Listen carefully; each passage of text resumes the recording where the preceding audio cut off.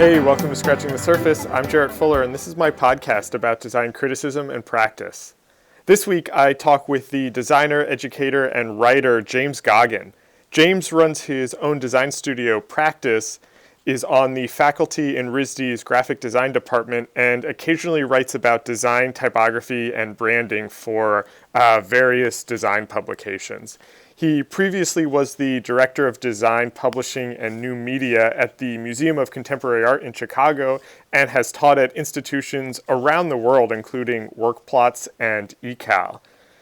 In this episode, James and I talk about where he first got interested in design. We talk about building a studio that intentionally works across mediums and disciplines, as well as the value of writing in his design practice. We also look at how to close the gap between theory and practice, especially in a classroom setting. And we have what I think is a really interesting discussion on the lecture format and how he's interested in finding new ways to talk about design in public in front of audiences, which is something that I thought was just completely fascinating. I've been a fan of James' work for years now and just really admire his practice and how he thinks. I've wanted to have him on the show for a while and was so glad that we finally got to have this conversation. I just love talking with him and hope that you enjoy my conversation with James Goggin.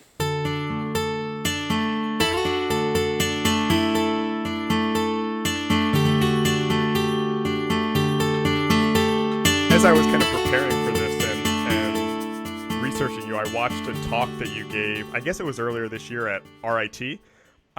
And you were talking about your background there, and you said something interesting that is kind of where I want to start, is that you moved around as a kid, kind of all around the world, but when you were ready to go to school, you kind of already knew that you wanted to be a designer, or that you had this interest in design. And I kind of wanted to start there with where that interest came from, or what was that thing that kind of let you know that this was the thing you wanted to do?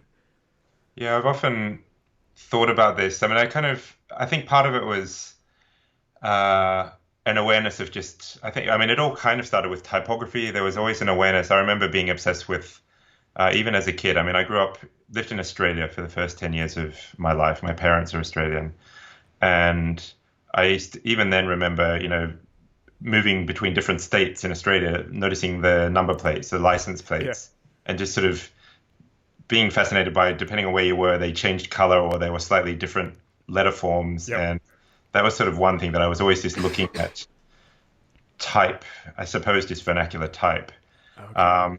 But then, I mean, the more I've thought about it over the years, and thinking about, where do I trace this back to? I remember high school picking up Neville Brody, The Graphic Language of Neville Brody by John Wollstonecraft. And that was sort of one of those moments when there's a book about, all of the I seem interested in design.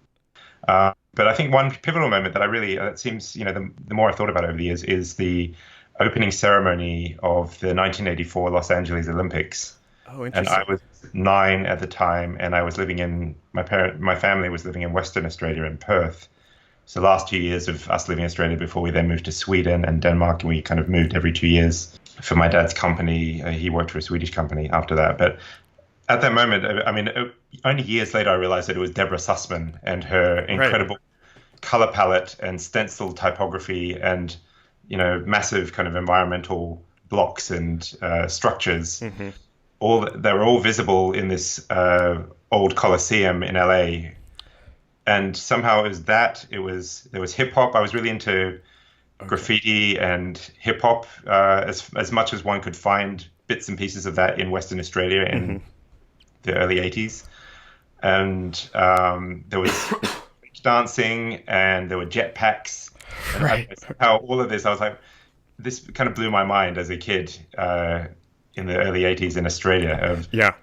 Something incredible is going on that's somehow connecting all the things that I'm starting to get interested in.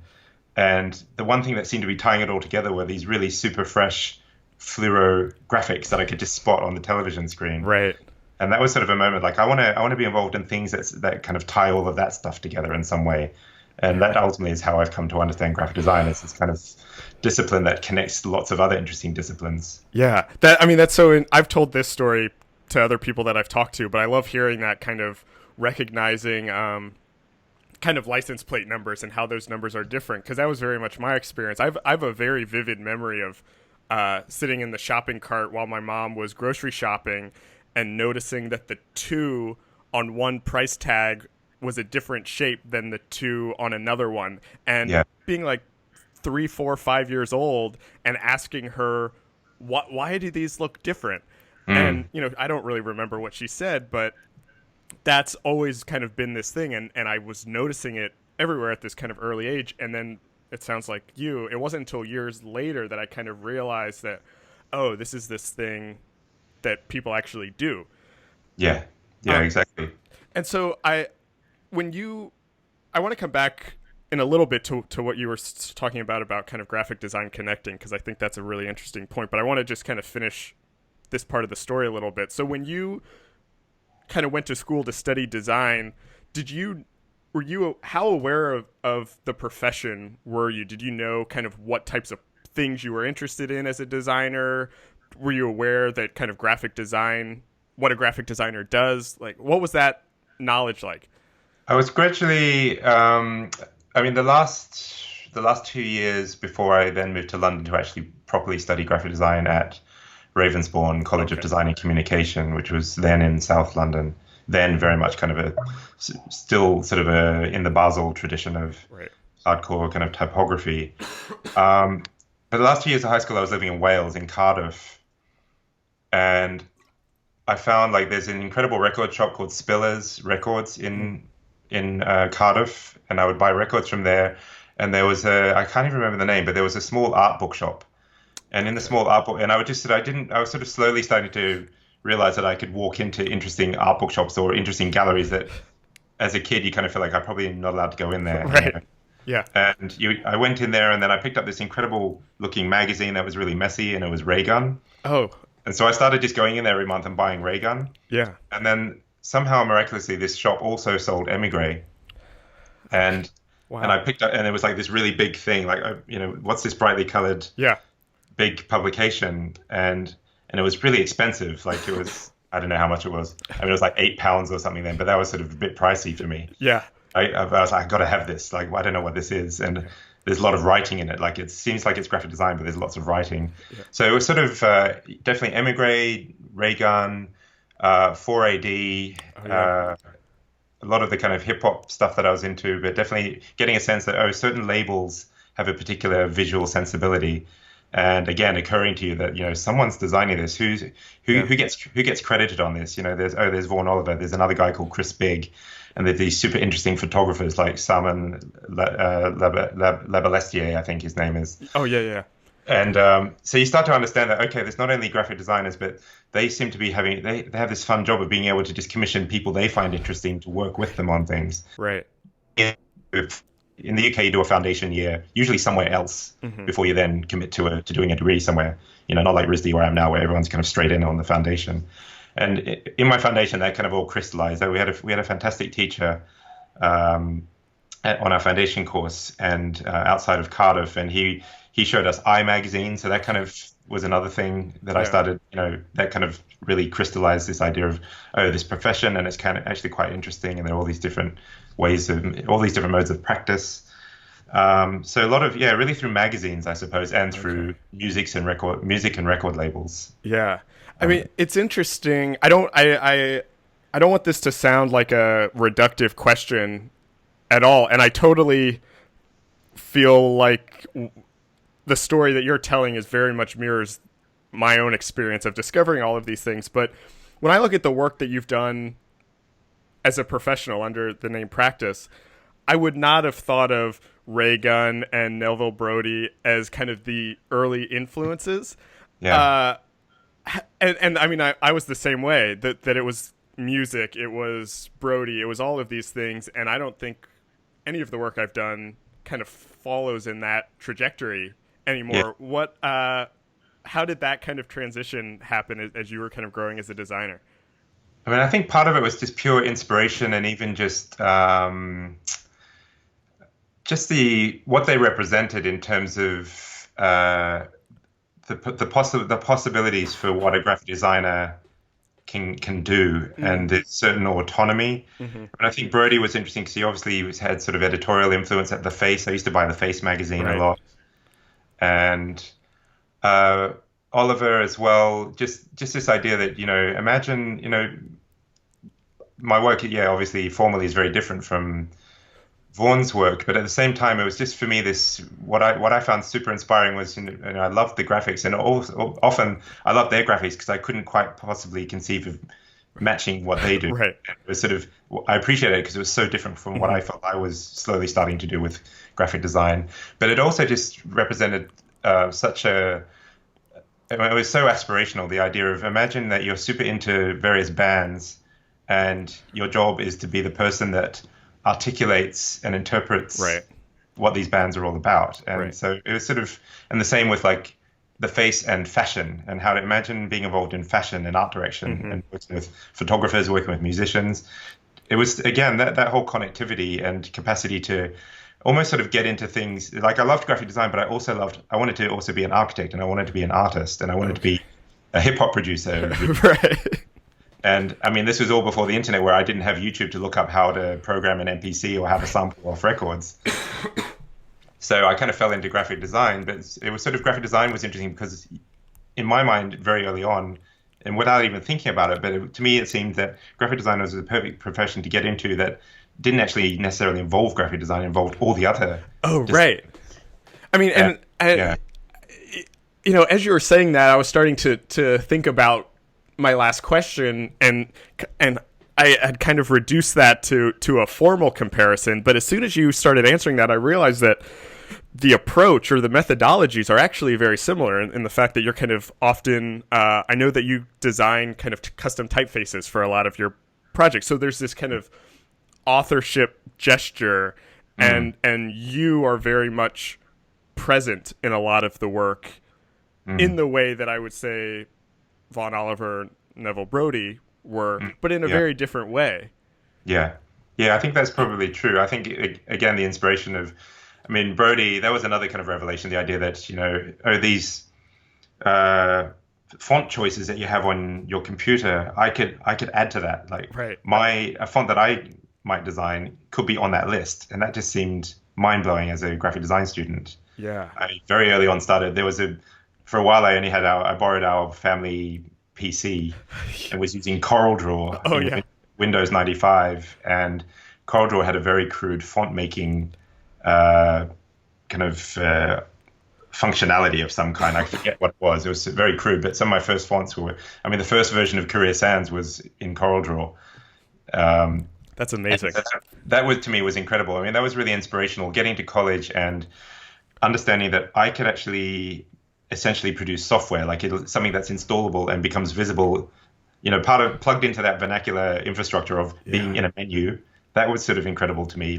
The first on the World Wide Web was, 1994, starting at Ravensbourne, got my first email address, and then also understanding that not only could I potentially design a font that would get installed on any system, but I could publish something and then it's instantly readable anywhere in the world. And that just kind of seemed like a really, kind of like an epiphany. That was a really powerful moment where suddenly all the things that I was getting interested in, I could very well be on the same level in terms of distribution or immediate access with what I was trying to do. Right. That's so interesting. And so when you graduated, you started Practice pretty much right away? Pretty much right away. I was 3 years at Ravensbourne and then applied to the Royal College of Art. Okay. And did the thing that I pretty much advise most students not to do, which is just to go straight from one graphic design program straight into another graphic design program. Right. But the last couple of years at Ravensbourne, the last year particularly, like a lot of the teachers that I decided to go to Ravensbourne for, like Teal Triggs, in particular, was an inspiration, and she was at Ravensbourne when I started there. Oh, okay. And then she moved to the London College of Communication, right? LCP, London College of Print at the time. And so by the last year, I actually didn't go in much into Ravensbourne. I'd moved into the East End of London, and I was doing a little bit of work with various designers, and I kind of felt like I'd had a year out in a way. Like Right. I only went down to Ravensbourne, once a week sometimes, and I was mostly working with the fashion department, not a catalog for them. Oh, interesting. And so, but I did go straight on to the RCA, 2 years there, and I really had this idea at that point that I didn't want to go and work anywhere. Like I just really wanted to get into being a designer, Yeah. and I didn't like this idea of starting out as a junior designer in quotation marks, or there was a definite sort of arrogance and overconfidence, I think, in Yeah. I had this kind of set of ethics that I was not going to ever send my work to any publications for publicity. God forbid I would send press releases. I Yeah. didn't want my work into awards or anything. I just wanted my work to be seen in a book on a bookshelf or Right. in real life. Like I Right. had this code of ethics. I was very fortunate. I did actually work for a few months at Random House Oh, okay. when I left college. Kaz Hildebrand, who is an art director at Random House in the literary fiction department. The one plan I had was, okay, I actually still need to get work. I'm not, like, no one knows who I am. I'm not just going to sit by my phone and expect that I'm going to get some work. Right. And so I thought, well, the one place I reckon I could do what I consider to be real work that would just immediately get out there without, and have direct engagement with it would be publishers, where I could design book covers. And that would be something that someone would just give to me. And I went around all the Yeah. publishers I could think of. My dream was Verso, and I went to see Verso, and I just didn't get anything from them. But Random House, Kaz Hildebrand kind of could see that I didn't really want a job, but I was trying to start my own studio. And she said, here, listen, I'll give you 3 days a week. Come in here and you can design book covers. And then the other 2 days you can run around London looking for work. And I still am grateful to this day for her for doing that, and Yeah. kind of partly taking pity on me, but partly trying to encourage me. Yeah. And that sort of then coincided with it. I reached a point after 3 months there where I suddenly had an invitation from ECAL to go and teach there for 3 weeks, Okay. thanks to a friend of mine who was still at the RCA who had come from ECAL. Yeah. So Wait, so how long were you out of school before you got that invitation to teach? that was about 2 or 3 months. Okay. Oh, wow. And that was not at all due to any kind of reputation that I might have had, because I didn't have any reputation and no one knew who I was. But I had been doing a bit of teaching while I was at the RCA. I kind of sought out some tutoring. I was tutoring at, that was definitely a thing I wanted to do. I basically used the RCA as a set of experiments in various modes of practice. Like I sought out real commissions while I was at the RCA. I tried to read, I tried to write. I knew I wanted to teach, so I sought out some tutoring at a polytechnic in Cambridge. Right. And I'd started to get connected to designers like Cornel Wendland in Switzerland, which is how my involvement with Line 2 ended up happening. And I was just very fortunate that every year Pierre Keller, who was the director of ECAL, and their graphic design faculty would come to London and Paris and other places looking for interesting people. Yeah. And so they were coming to London to meet GTF and Fuel. And Nicole, my friend Nicole Udry, who now teaches at ECAL, and she's now just become the head of the Most Beautiful Swiss Books competition. Oh, yeah. I'm pretty sure it was Nicole who kind of said, hey, my friend James just graduated and he teaches and he's doing interesting work. You should meet him while you're in London. And they did. And then a few weeks later, I got this call early in the morning saying, we'd like you to come and do a 3-week workshop with our students. They're doing a museum identity project, and you have to come, and okay. And I was like, that would be great. Okay, good, thanks. And that was it. Wow. And so it kind of really forced me to decide, do I want to keep working freelance at the publisher, or do I risk everything and, once in a lifetime chance to go to Switzerland to teach? But then when I get back to London, I've got nothing. Right. I really have to hustle and try and get some commissioned work, because otherwise it's just, Shan, my wife, and I, we were married already at that point. She was starting a fashion label. She had just left her job, and we were kind of trying to figure things out. And it's sort of just one of these, we all get these moments where you have to take a risk, I think. Yeah. I don't mean to keep taking your story and applying it to my own life, but the parallels here are actually really interesting to me. And I want to get into teaching, but I want to finish talking about practice a little bit, and hopefully draw some parallels between these, in that, I think it makes sense. And I understand kind of feeling like it might be arrogant in some way, but being in school and having these kind of epiphanies or these revelations and opinions really about kind of how you want to work, and then that conflict of, well, then how do I make money doing that thing versus kind of going to get a job. And I don't say this with any kind of arrogance or pride, but I feel like I was the same way, but I didn't have the tools to know how to do that after graduation. And I went to a undergrad design program where it was kind of very traditional design, that you go and work for a studio. Design is for clients. And so I was kind of doing that, but I had all these other ideas, and I was interested in writing and teaching, but that seemed like that was not an option. And so I went and started a career kind of very traditionally. And then that's where this podcast came from, honestly, is that all those other interests became these side projects.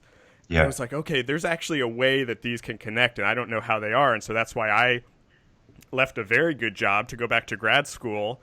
And then my grad school experience was like the experience you're talking about, where it was just this way for me to kind of try on or perform these different modes. And so it became podcasting and writing, and I curated a show, and I started teaching to kind of figure out how I could kind of bring these together. And it sounds like that's very much the way you've built your career. And so in a way, I'm not saying this to kind of like, congratulate you, but you're kind of the epitome of the scratching the surface guest in a lot of ways. Which is why I've been enjoying the series. I think that's sort of a lot of, all the people that I've ever found interesting, you sort of start to realize that, rather than, you always wonder like, wow, how did they make that happen? And how did they know what to do? And the more you talk to people, and this is what, this as well from your experiences, the more it's just everyone, even to this day, I'm still trying to just figure things out. And I'm kind of thinking aloud, and I'm just asking questions and trying things out. Right. And I think if it's all still coming from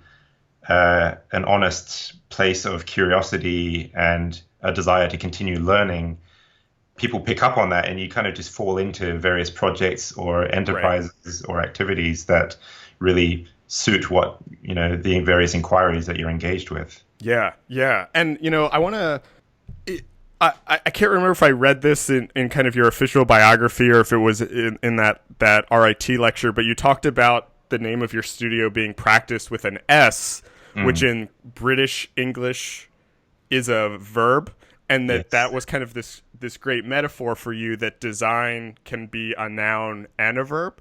And that realization, I had that same realization, which was an epiphany to me years ago, which kind of led me on the path that I am now. I'm curious how you thought about that, or where that kind of discovery became such an integral part of your practice that it became the name of your studio. Yeah, this was part of my desire. One of the reasons I went to the RCA was I was inspired by the other people who had kind of gone there, met like-minded designers, and started interesting studios. So definitely, Graphic Thought Facility, GTF, they were a big influence, and they were several years ahead of me. Paris, one half of Paris had been at the, I think it was Matthias, I can't remember exactly, had been at the RCA. Fuel were a big influence to me, the kind of autonomy and even mystery that surrounded what they were doing. Yeah. And I also, and between Ravensbourne, the one, I didn't really ever do any work experience. I did the one internship, or it was called work experience at the time in the UK, I did, was between Ravensbourne and the RCA, and it was with Tomato. Oh, yeah. And this was in 90, dropped off posters around London to different people, and they called me up, and I ended up just sort of unofficially joining them for the summer. Yeah. And so I was really into the kind of whole mystique of studios, collectives, and the names they had. So I was really, it turned out I made really great friends and a lot of people who I could have easily worked with at the RCA. But when it came to graduate, everyone kind of went and did their various things. And a few of the people I really felt like I could work with were the year below me. And then ended up starting their own things, like Orbecker and Maki Kaiser from Orbecker, and other designers like Laurent Benner. Like, they were people I definitely probably could have tried to start a studio with, but we were just in different years and doing different things. So I came out of the RCA, didn't have my crew that I thought I might come out of the RCA with, but I still wanted a name. Like, it's like naming a band. Like, part of the reason you might want to form a band is just simply to come up with a rockin' name, like yeah. And so of course the funny part is that I ended up with probably the most boring name. Like, it's not at all rock and roll. There were a lot of sort of monosyllabic or single word names like Fuel, Tomato, all these names. So I was sort of this was really something I was following and critically analyzing. And I thought, well, I'm going to start up. I mean, one benefit of being by myself, if I have a name, I'll sound bigger than I really am. Mm-hmm. And I just really wanted this thing of, had lots of different ideas. I had lists of names for my studio before I even, I was already presuming I could actually just successfully run a studio. Right. It was getting way ahead of myself. But Practice, it really was this thing. I relished this slight perversity in having a really boring name. And one that, as it turned out, I had to like laboriously explain over the phone when someone was trying to write me an email. I was like, no, it's with an S, it's not with a C. And but just this idea of something. I mean, ultimately, I loved the nuance that you have in British English of, like you mentioned, practice with an S being a verb, while sounding actually like practice with a C, the noun. Practice with a C is the professional practice, like an architectural practice or a doctor's practice. Right. Sounds very legitimate. But practice with an S is the actual opposite of that. It's much more being an amateur and trying to claim amateur status, and the idea of, the literal dictionary definition of repeating a task and learning from it. Yeah. And that's really what I wanted graphic design to be. I wanted to just take the spirit of trying out modes of practice at the RCA and not graduate and become professional and kind of put away foolish ideas from college, but I wanted to just continue in that spirit. And so it's sort of this statement of intent to call myself Practice, sounding professional, but actually admitting and actually desiring to be an amateur and to just continuously learn from my practice, and ultimately to never, to really try and avoid as much as possible to become professional. I mean, that's I love everything about that. I'm curious how, kind of being a fresh graduate, I'm very attracted to this idea that this was a very conscious decision that your practice, now I feel like I'm using this word too much, but the career that you wanted was always going to incorporate all of these different things. It seems like very early on you didn't just want to be a kind of graphic designer, as in design as a service. That you were very early on interested in writing and teaching and workshops. Yeah. How did you kind of get started? How did you start a studio thinking about kind of incorporating all of these things that maybe people didn't think would fall under a traditional studio practice?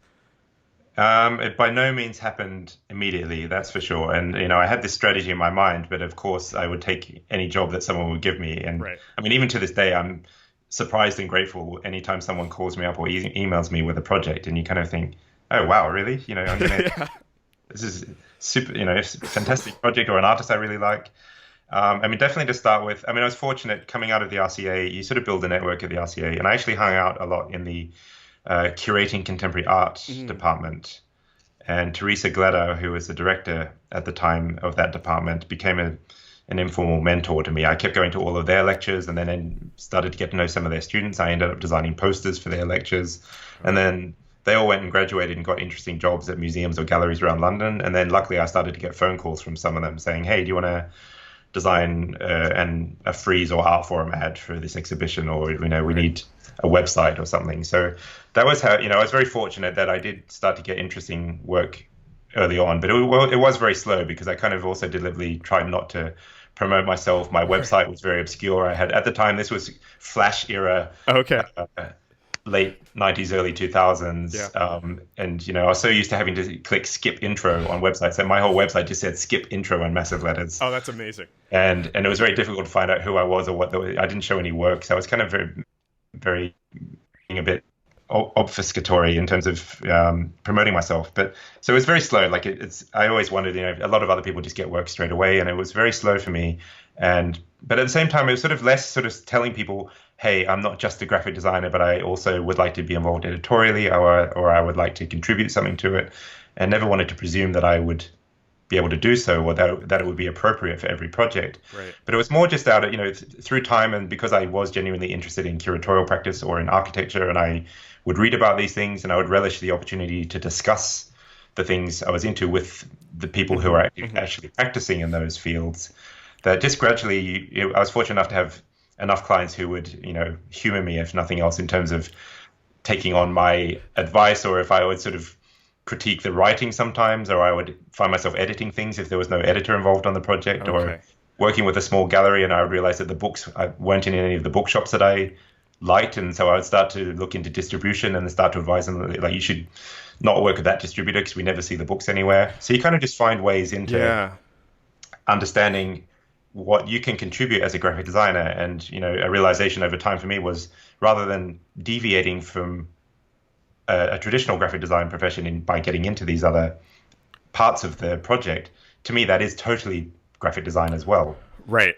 The more supposedly like considering having meetings and the dialogue you have as being part of your practice, and considering, copy editing or proposing, if they're proposing some writers for a catalog and say, oh, do you know this writer? I love this writer. And then they actually maybe listen to you sometimes and they call them up. So you realize you start to have this capacity to contribute not on an equal level, I would never presume, but at least sort of to contribute in many other ways than simply presentation. Mm-hmm. That's a good way to start bringing in the teaching side to all of this, because I think, let me think how to phrase this. For me, I'm very interested in teaching right now. I'm teaching kind of, I started teaching a year ago and then have kind of really upped the amount of teaching that I'm doing this year. And so it's something that I'm thinking about very deeply a lot lately.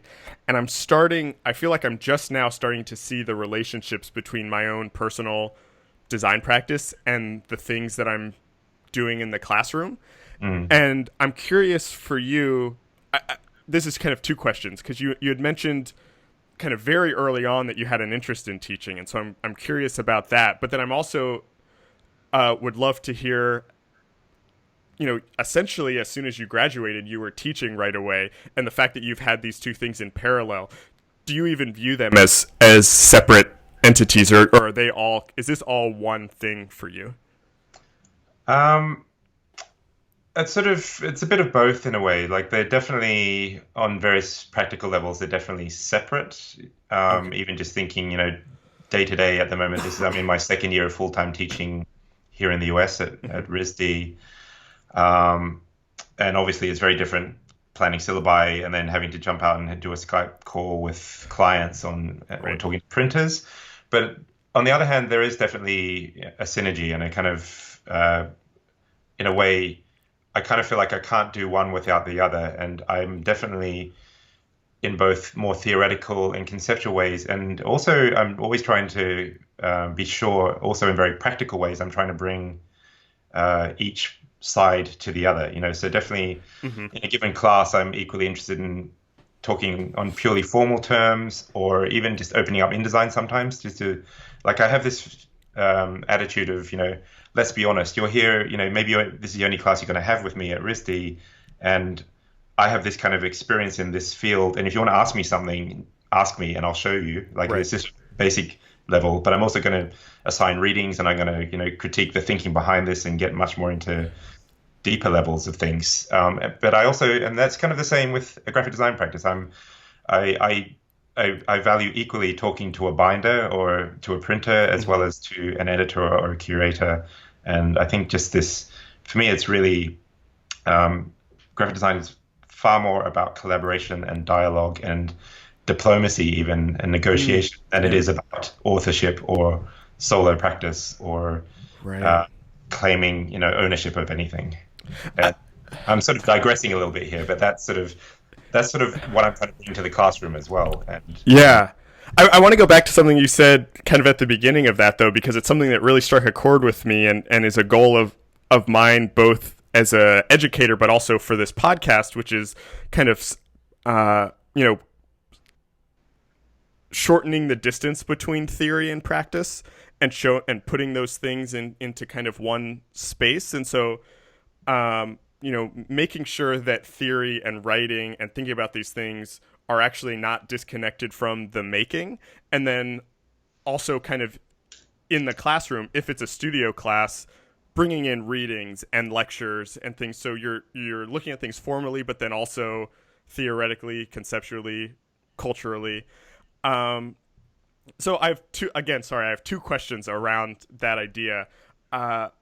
One is, I talked to John Caserta, and I'm kind of familiar with RISD's program, and that seems something that's very in line with the way that just that department thinks about that. And I'm kind of curious if that was one of the attractions for you to kind of be a part of that and to go full time. And then also the second part, which is completely unrelated. I should have asked these questions separately, but I'm interested in how your students kind of respond to that. And are students kind of open to the theoretical side when it is just a studio class? Yeah, these are very good questions, and they're questions that I'm still sort of grappling with and thinking about. I mean, and it's been a big difference between teaching in Europe and teaching here. I mean, most of my teaching experience in Europe has actually been at ECAL and it's been at the Werkplaats Typografie in Arnhem, and they're very kind of a lot more individual desk crits or just following the work. I mean, the Werkplaats is sort of working as a studio manager while they work on commission projects, just as much as following their own explorations. And so now at RISD, it's much more structured classes, and I teach seminar, which is for grad students. And the new thing for me is also now teaching undergrads. I mean, my experience with RISD had mostly been we moved to the US in 2010, and I was living in Chicago with my family for 6 years, and I was coming to RISD from Chicago as a thesis critic for the grad program. Oh, okay. Did that for about 4 years, and that was most of my experience. And I was aware that the undergrad program definitely had parallels. There was same teachers are teaching on both sides, but there's sort of different interests and different approaches in the undergrad program, and it's something I'm still getting to know. But I think you're asking. I'm trying to remember the question about between the distance, shortening the distance. I like what you said, shortening distance between theory and practice. Yeah. And so it's good for me. I mean, my very first semester last year at RISD kind of ran the gamut, where I was teaching Design Studio 1 to the sophomores who had just come out of their hardcore, foundation boot camp at RISD. And then the very next day I was teaching grad thesis 1. Okay. Yeah. And so, it was interesting. So rather than finding myself having to kind of schizophrenically shift between characters in the way I talk to them, I still felt like I was talking on an equal level and recommending readings and things like that to the design studio students, and also very much in grad thesis and then grad seminar, which I just taught last spring, definitely applying everything we're reading to practice and ultimately to this notion. My ultimate goal, and something that I'm still trying to figure out, what is I don't really have a sense of what is my particular pedagogical approach. Like, I don't really have a lot of educators I talk to are really impressed. They know exactly how to sum up their philosophy, and I'm still figuring that out. But I think one thing is sort of establishing a sustainable practice, and how to at least encourage people to not split this idea of theory versus practice. Right. And how to recognize that theory, I mean, any student of mine will tell you I'm very much into definitions and etymologies of words. So we're always focusing on, what is theory? I mean, theory for me is a great one in terms of theory. One definition is a set of principles upon which practice is based. Oh, so interesting. Already theory is is irrefutably connected to practice. And for me, being theoretical in a class, and it's a challenge I've had, you're in a group. I mean, the great thing about RISD is the group crit culture. I mean, a lot of people say that's maybe a negative thing, but everyone needs to talk about their own work, and they also need to, on the spot, be able to formulate a critical response to another student's work that's there in front of them. And I've kind of come to contemporary art in the same way, where I'm really encouraging the students to, criticality is asking questions on a basic level, and often just one way to start is just describing what you see in front of you, from the color to this is big or this is small, and not being afraid of asking big questions, looking formally at things, and very quickly you fall into theoretical discourse and criticality, because it gets deep very quickly the more you ask fundamental questions to your fellow student, or from the teacher to the student. And you find this in, I'll go to a lecture by an artist, and then someone will ask a question seemingly obvious about their practice. So, why is your work doing this relating to whatever, underground culture? And the more basic the question, the more stumped the artist often is. Yeah. And so this for me is kind of, I don't know if this answers the question, but it's sort of a way of not being afraid to kind of think, I shouldn't ask a formal question, or I shouldn't ask a technical question. I should only ask a loftier academic question. But for me, that's sort of a way of flattening it all, and it's simultaneous, the criticality, the theoretical aspect and the more practical, Yeah. or kind of pure making kind of questions. Do I liked what you were saying about that these lines are kind of very blurry, and that often, talking about one side can kind of influence or lead to the other side. Mm. And I'm curious when you're kind of planning for classes, when you're writing lectures, assigning readings, is that on your mind of very clearly how this reading will relate to the thing that they are making? Yeah, And okay, and then that's a quick answer to that one. yeah. Yes. And then that then kind of makes the second question easier. Then, do students get that connection right away, or to them is it like, oh, why do I have to do this reading? I just want to make stuff that looks cool. You know what I mean? Do they get it kind of right away also? Sometimes they don't, and I'm kind of happy about that as well. I mean, often even my assignments are sort of, I like to enforce a kind of, I mean, when I give talks, probably what's evident already in this interview, I kind of tend to digress and I'm rather verbose, and I try to, it's something I struggle with as a writer. But with my assignments, I try to write almost like one sentence prompts or provocations that I like to think about. And they're often a little bit, they're very open usually, and they're often, often the medium is just, I like this phrase, as appropriate. Mm-hmm. Like for them to really think about what is appropriate. And often, what is appropriate is actually the most radical response you can think of when you take the logic of, well, everything that my research and my thinking is leading towards appears to be this thing, which is actually rather unexpected rather than a poster. Like I'm happy for them to come back for a poster assignment and say, I need to do a projection instead. And then it's like, okay, great, because, tell me why. Like, I want you to convince me. I'm very interested in training a certain level of rhetoric. And but I think same with the reading. Like, I want to just get them into, I mean, I hope to at least encourage and share a joy of reading. And I think it's crucial as a graphic designer, as a typographer, you should read. You have to read, really. Otherwise, you're really not going to, not necessarily in terms of you can't possibly be an intelligent graphic designer if you don't read, but it's sort of, you're not going to have any fun if you don't read as a graphic designer. And so often I like to assign surprising readings. They're like, wait, why are we reading this in a typography class? Yeah. But then the pleasure I have, and I'm fortunate that the students at RISD are fantastic. They're great, and they will often come in with insights, and they'll understand why. They'll have read through it, and I share.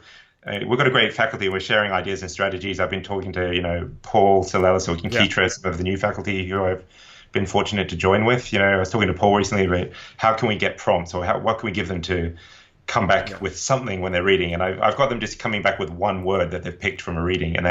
And this is something that Lucy and Lucinda Hitchcock and Paul have done previously, come back and typeset a sentence, or I've got them typesetting a word at the moment from their readings. That's amazing. That's such great discussions. And just by having to focus on picking a word to come into class with, and they'll pick a word that's surprising, like, wait, was that word in the text? Or the word that several people will have picked the same word, but they'll each have a different insight. Right. And so the nice thing is, I'm very happy for some of them to kind of several years later understand why there was a reason behind it. And that was sort of part of my experience. I had a lot of readings at Ravensbourne at the RCA, and it was only years later I kind of realized, like, oh, okay, I see what they were doing here. And so there's that as well. I'm also encouraging them just to build a library. Like, I'll load them with PDFs, and I don't expect them to read everything, but I just tell them, download these and save them, reading in the next 5-10 years if you want to, Yeah. So I think it's just partly, I think studio class or seminar, it should all involve reading, and it should be sharing readings. I want them to come in and say, hey, have you checked this out? And that's part of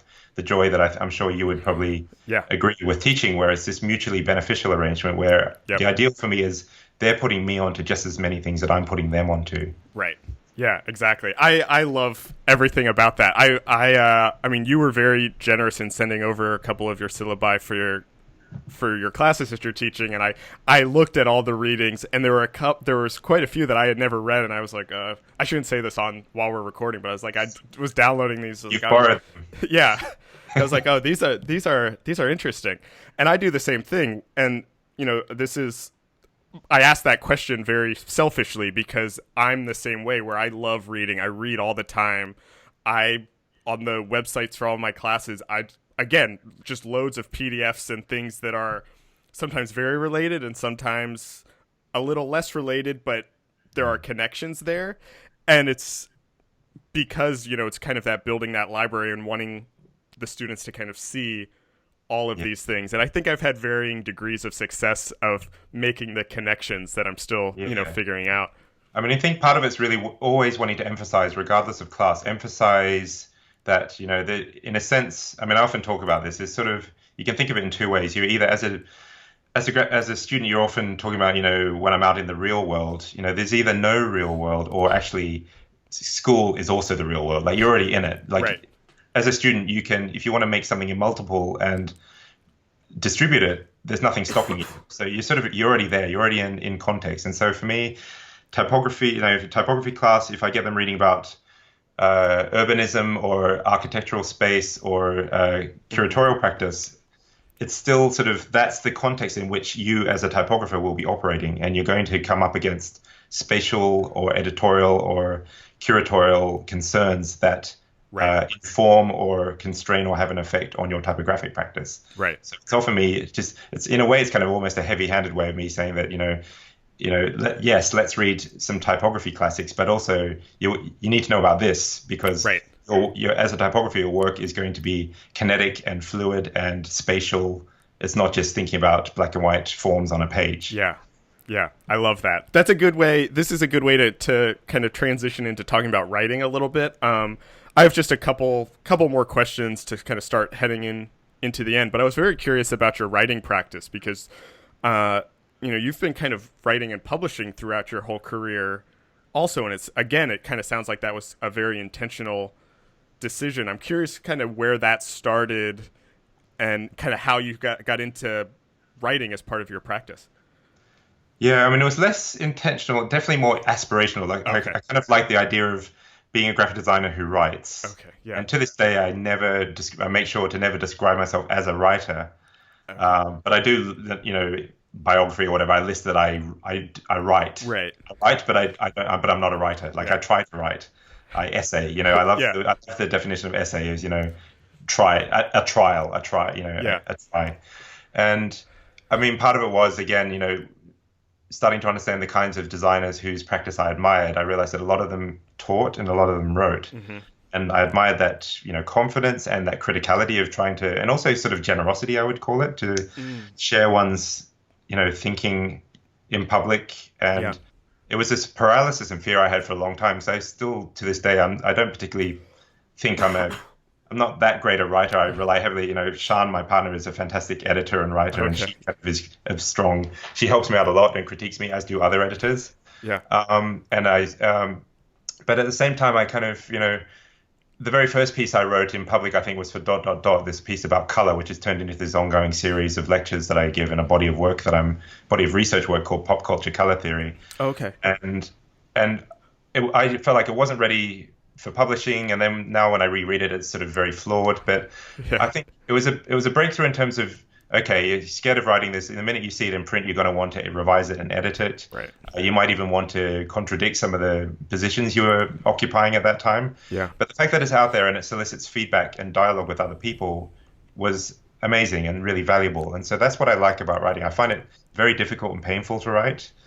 But I appreciate sort of the fact that you have it's a really useful way of entering into dialogue with people who offer feedback or criticism or arguments, and I think that's to have this sense of debate and dialogue with one's field is something that I really value and I kind of benefit from. And it's another part of my practice that interfaces with my teaching. So often a lecture I give will evolve into a piece of writing, or vice versa. A piece of writing I've done will then translate into becoming a lecture. I mean, most of my writing is probably they're not officially essays. They're probably more illustrated or annotated lectures or slideshows. Interesting. And it's still something I'm working towards. Like, I want to get more into fully opinionated, critical pieces where I'm not necessarily just simply recounting historical events that I find interesting. And it's something that I love doing. And really feeds my practice for sure. It enables me to kind of at least be forced into clarifying, or at least for myself, like, I'm critical of certain things, and why is that, and what am I actually trying to say with all this? And writing an essay sort of forces you to interrogate your own thinking. Are you mostly writing on commission, or are you kind of doing personal writing to figure out I love that last answer. But do you do that just for yourself when you're like, okay, here's this thing that I'm thinking about? Does that take the form of kind of personal writing, or is it mostly when you're asked to do something?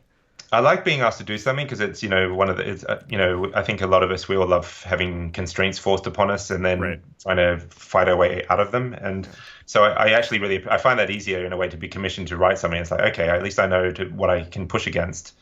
But then a lot of the other writing that I kind of often, someone will contact me and I say, well, actually, I've got this thing that I've had sort of just percolating. And it's often just notes. Like I use writing software that's on my phone and on my iPad and on my Oh computer, yeah. and I'm constantly just writing bullet points to myself. And often it's just for syllabi now. Mm. Something will occur to me, I'll write it down, and then I start to realize like I'm sort of formulating a certain position here with this thing, and maybe I could turn that into a piece of writing. Or Yeah. often it's I'll give a lecture, and it feels like okay, that lecture actually somehow made some kind of sense to people. It seemed so maybe I should start to further kind of clarify that into an essay of some kind. So you could say it's sort of self-initiated, but it's still even then it's kind of coming from uh, you know a, a constraint of I need to have a lecture for next week's class, and Right. so I'm going to sort of I'm always inserting my own opinion and criticality into the lectures. So a lot of students will probably attest to this, that it's sort of never, they get very political, they get very critical. It's not simply just recounting Hmm. historical canon or whatever. I'm kind of always trying to even kind of second guess myself in my own assumptions about why am I showing this work? Why am I not showing more work from this part of the world or, from this particular gender or whatever? Right. So, I talked to my own former professor, Ellen Lupton, and she said something that was almost exactly the same. Where all of her writing, she says, comes from lectures or workshops or kind of public talks, and the kind of speaking in public is very important for her own creative process as a writer.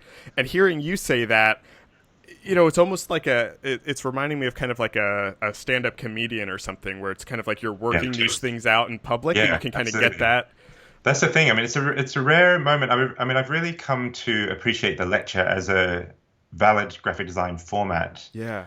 where rather than simply a chore of, having, oh, I've got to photograph my work and pull together a portfolio talk, rather really trying to play with the format of what is the lecture, what do I want to say with it, how can I kind of highlight my influences but weave them together with my own work and to acknowledge, uh, kind of pay dues in a way as well, like where am I coming from, Yeah. allow the lecture to be a homage to certain other practitioners and also to kind of share your enthusiasm with people and put other people onto practitioners they might not know about.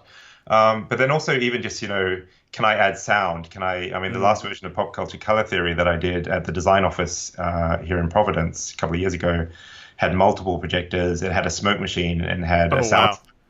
And so it's really kind of this idea of, as a graphic designers, why do we just stick to Keynote? I mean, can we Yeah. play with, the same way that we like to play with different types of printing or different types of projection? Why shouldn't we also play with this format? And Hmm. I think I think enjoying the format of the lecture and the slideshow and what one can do with it hand in hand goes along with, turning it into a piece of writing and Yeah.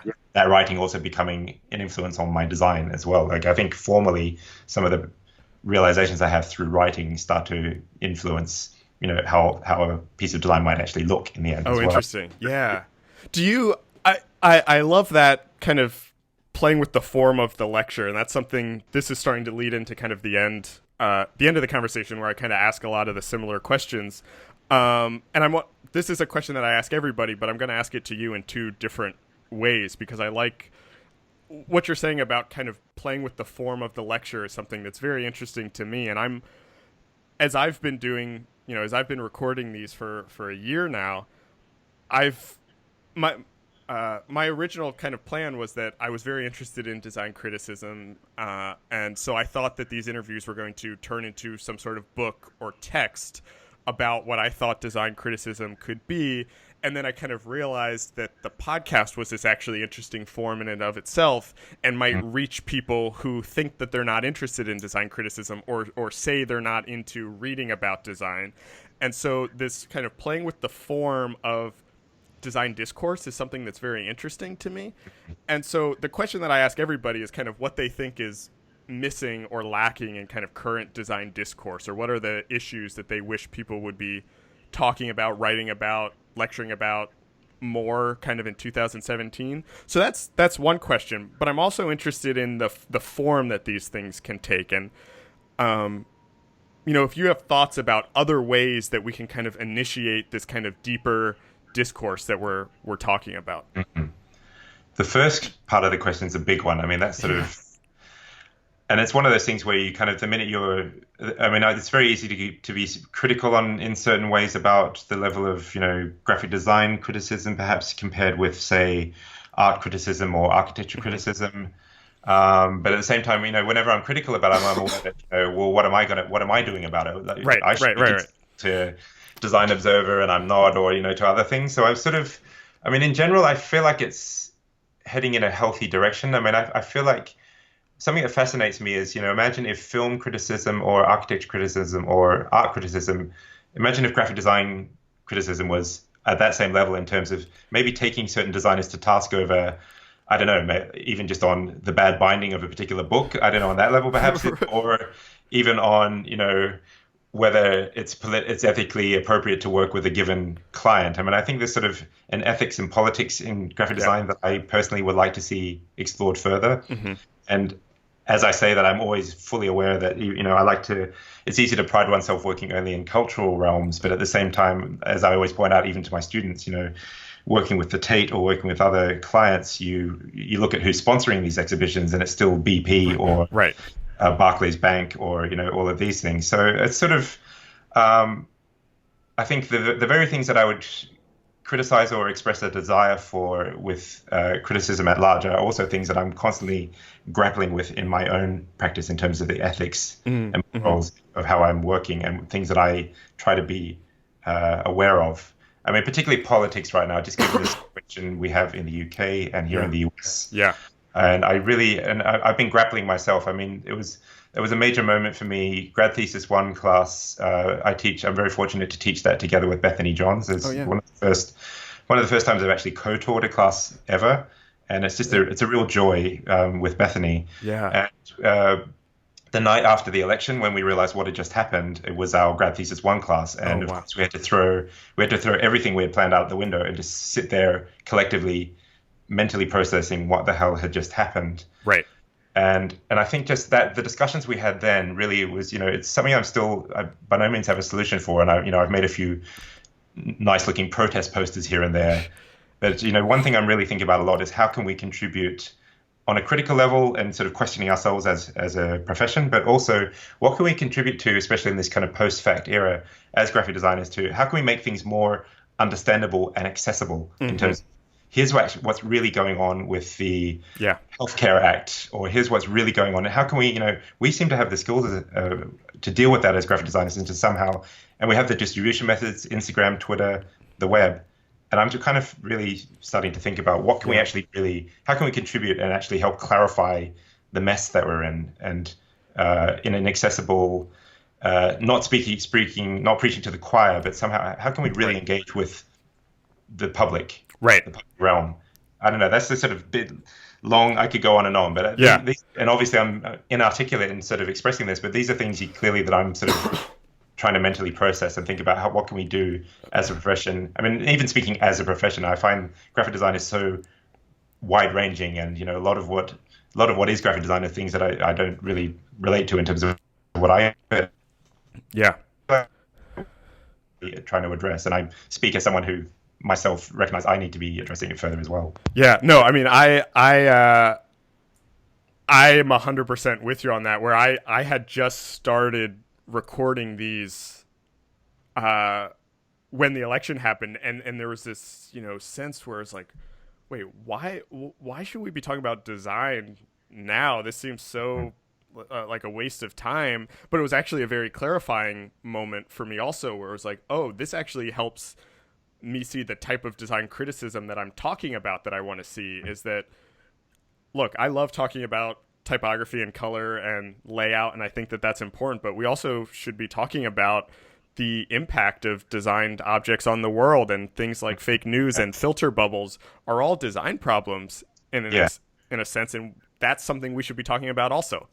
Yeah, talking about complicity in some way, whether we're designing UI for particular systems or whether we're just simply putting more books that are cutting down trees out there. I mean, these are definitely things that, definitely there's a lot of discussion. I mean, this is what's been powerful the last year at RISD. The students have really actively engaged in terms of ethics and social issues and politics and, representation, intersectionality. I mean, it's been great for me to just really be confronted with, things that I've been trying to think about, but to have students who are much more, I'm always trying to recognize I'm in a totally privileged position as, a white male designer coming from Europe to teach at an American institution. Probably the last thing any institution needs is more of me.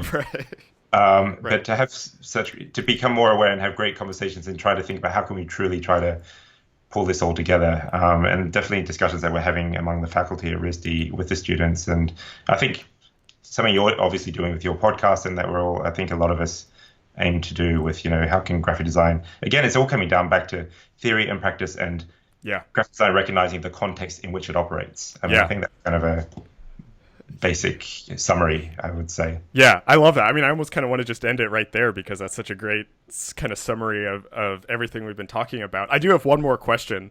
I'm curious, who are the designers, the writers, the critics, authors that have really influenced you in the way you think about all of these things, or the writers, critics, etc., that you kind of find yourself always recommending to other people? That's a really good question. That's a challenging question.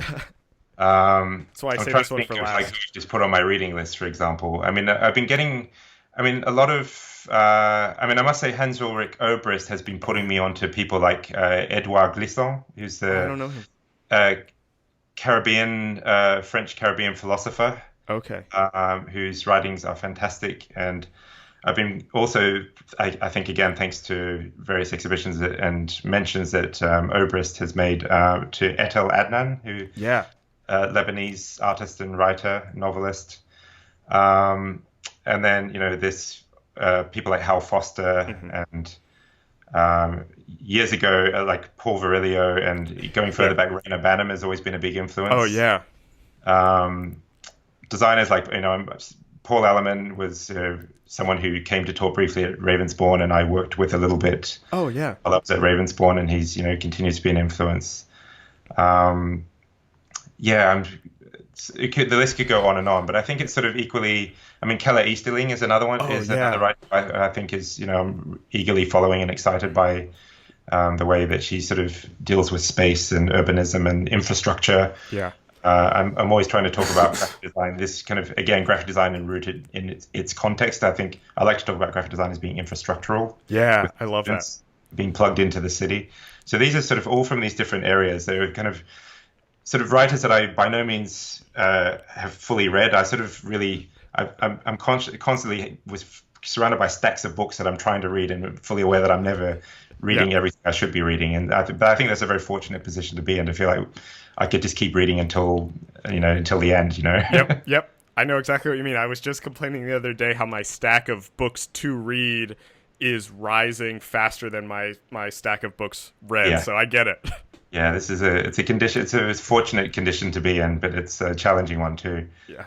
Now I'm using the excuse that all of this reading is for classes, for preparing for lectures and things. Exactly. So it lets me feel less guilty about spending 2 hours, reading or something like that. Yeah. And the thing I fully admit to my students, I'm regularly recommending readings to them, urging them to read certain things that I myself have not yet read. Yeah. Around various seminal essays or writers without having actually read them. But you sort of start to understand enough to know that someone else should also read them. And it's also it's great for the students. I'll say, listen, I haven't read this. You should totally read it, and then come back and tell me more about it, so you can help me out. That's great. Yeah, I love that. James, thank you so much. This was a great conversation. Like I said, kind of midway through, I feel like you're the kind of epitome of the scratching the surface guest, and that you kind of have your hand in all of these different things. And I know we'd been trying to set this up for a while, and I'm so glad that we did, because this was great and so interesting. So thank you so much for talking. Yeah, no, I really enjoyed it. Really appreciate it. It's always a pleasure. I've been following the podcast for, pretty much since you started, and to be a guest is a real honor. So thanks very much. Oh, great. Yeah, thank you.